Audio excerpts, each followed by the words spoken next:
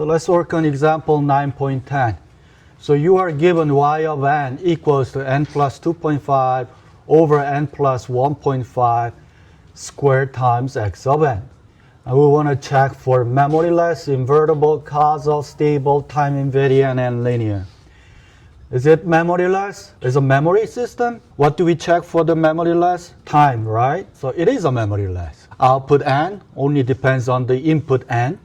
I just plug in few numbers still. When you compare x of n, y of n, it's going to be same number.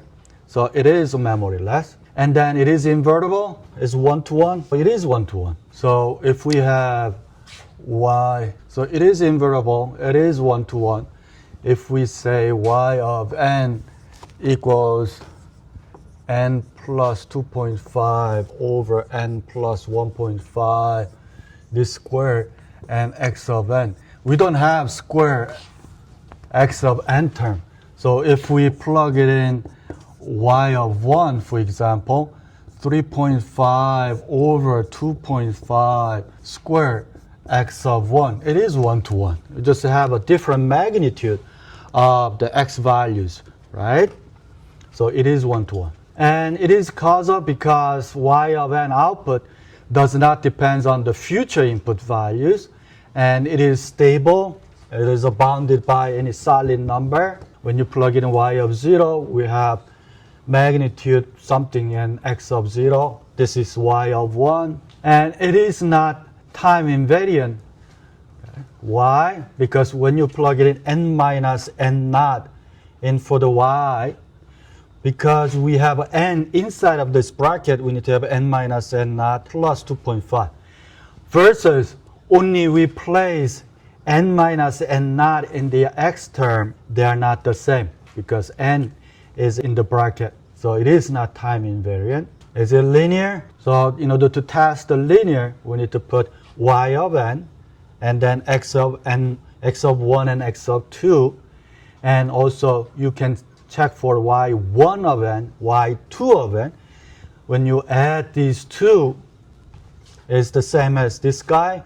It is. Because you can factor out these square terms, then we end up getting the same as the bottom y of n. It's very similar to what we did in the continuous time. Any questions? Yeah, good question. For discrete time, n should be whole number. You saw translation form, all the values in the x-axis, the magnitude 1.5. However, the n-axis has to be whole number. Yeah, but for the time invariant linear, it doesn't have, we don't have to worry about past and future. Just for memory, memoryless, and the causal. Those are the ones. And then if I change this to minus, it's a memory system because it depends on the past, but it's still causal because it's not depends on the future. So let's do this. We have y of n plus 3y of n minus 1 equals 2x of n. Is it memoryless? It's not memoryless. Y of n depends on the past of y of n minus 1. So it's not memoryless. It is 1-to-1, so it is invertible. And it's not causal because it depends on the future value. Y of 0 depends on the future value. It's not stable because of the a value, so we'll talk more about that. And then it is a time invariant, so same technique. We can just put the y of n minus n naught, compare with just change x of n minus n naught. And it is a linear.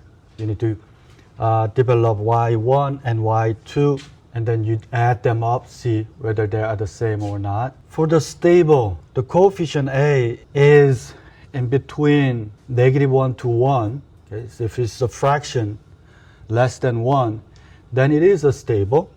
If this a is greater than 1, it's not stable. Why? Exactly. Because n minus 1 to n, what is telling us n minus 1? This is the present, this is the past. Past value is getting grow exponentially if a value is greater than 1. So there is no bounded.